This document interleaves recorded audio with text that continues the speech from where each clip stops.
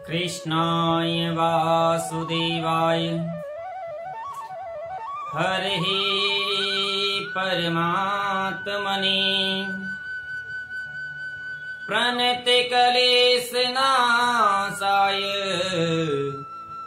श्रीकृष्णाय वयं नमः। एक सुदूर प्रांत में राजा राज किया करते थे। महाराज राजा तो बड़े ही धनवान होते हैं, पूरी राजधानी के मालिक होते हैं। किसी अपराधी को एक दिन राजा ने बंदी बना लिया। राजा उस अपराधी को अपने कारागार में डाल देते हैं और कारागार में डालने के बाद मन में संकल्प किया कि इसने एक ऐसा कर्म किया है कि इसके कर्म के अनुसार इसको मृत्यु दंड मिलना चाहिए, तो मैं इसको मृत्यु दंड ही दूंगा। ऐसा राजा ने मन में विचार कर लिया। आज महाराज राजा मन में विचार करके राजपाट को संभालने लगे। जब उस कर्म भोगी को ये पता चला कि अब तो राजा मुझे मृत्यु दंड देंगे, तो मन में विचार करने लगा कि अब तो मुझे मरना ही मरना है और इससे आगे तो कोई रास्ता है ही नहीं। महाराज राजा को गालियां बकने लगा। राजा को जब दिन पे दिन वह गाली देने लगा तो एक दिन राजा ने उसकी ओर देखा और देख करके राजा मन में विचार करने लगे कि ये मुझसे कुछ कह रहा है, लेकिन कह क्या रहा है, क्योंकि राजा को वो बात सुनाई नहीं दे रही थी। राजा की जो कानों की श्रवण करने की पद्धति थी वो थोड़ी कमजोर थी। राजा ने उसके शब्दों को नहीं सुना। अपने सैनिकों की ओर देखा, सैनिक की ओर इशारा किया, अरे भाई सैनिक, ये क्या कह रहा है, इसकी सुनो। तो महाराज सैनिक बड़ा बुद्धिमान व्यक्ति था।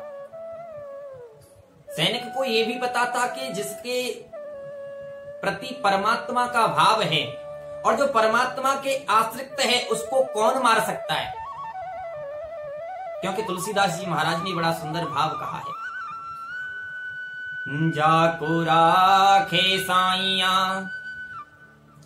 मार सके ना कोई, बालन बाको कर सके जो जग बेरी होय। सैनिक बड़ा बुद्धिमान था। मन में विचार कर लिया कि जिसके प्रति परमात्मा की छत्र छाया है उसे भला कौन मार सकता है। क्योंकि महाराज एक और बड़ा सुंदर सा भाव बताया, वो अपराधी भी भगवान की आज प्रतिज्ञा करता है,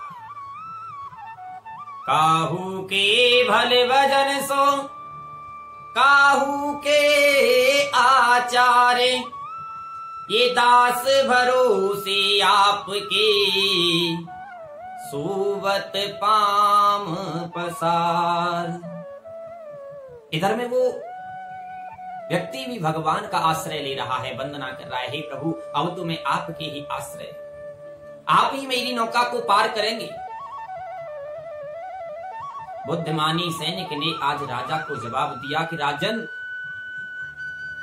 ये बंदी कहता है कि जो अपराधी को क्षमा कर देता है, जो किसी अपराधी को क्षमा कर देता है उसको परमात्मा अपार शांति प्रदान करते हैं, अपार धन प्रदान करते हैं और उसको मोक्ष की प्राप्ति हो जाती है।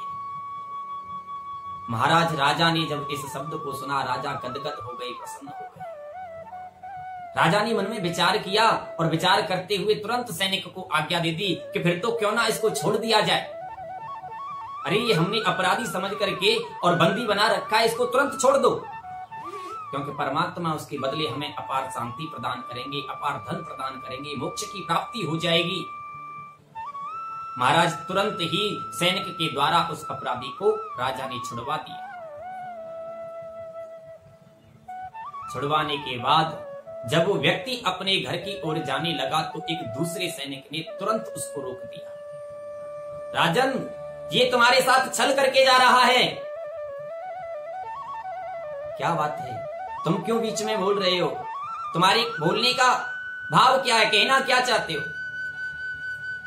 तुरंत महाराज दूसरे सैनिक ने राजा से कहा कि राजन, जो कुछ तुमको इस सैनिक ने बताया है, ये अपराधी ऐसा कुछ नहीं कह रहा था। अरे ये तो तुम्हें गालियां दे रहा था।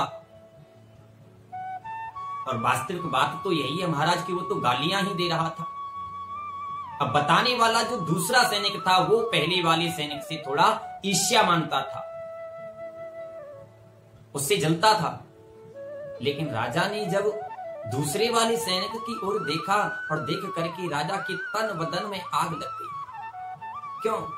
क्योंकि कहां तो राजा का मन एकदम पवित्र हो गया था, तन भी पवित्र हो गया था, वो गदगद हो रहा था, खुशी के आंसू उसके नेत्रों से झलक रहे थे, क्योंकि परमात्मा की उसके ऊपर असीम अनुकंपा थी और बहुत प्रेम भगवान का बरसने वाला था। और दूसरी तरफ दूसरा सैनिक कह रहा है कि प्रभु ये तो आपको गाली दे रहा है। उसके शब्दों में महाराज राजा को ऐसे समझ के चलो जैसे नमक और मिर्च उसके मुखार बिंद पर डाल दी जाए।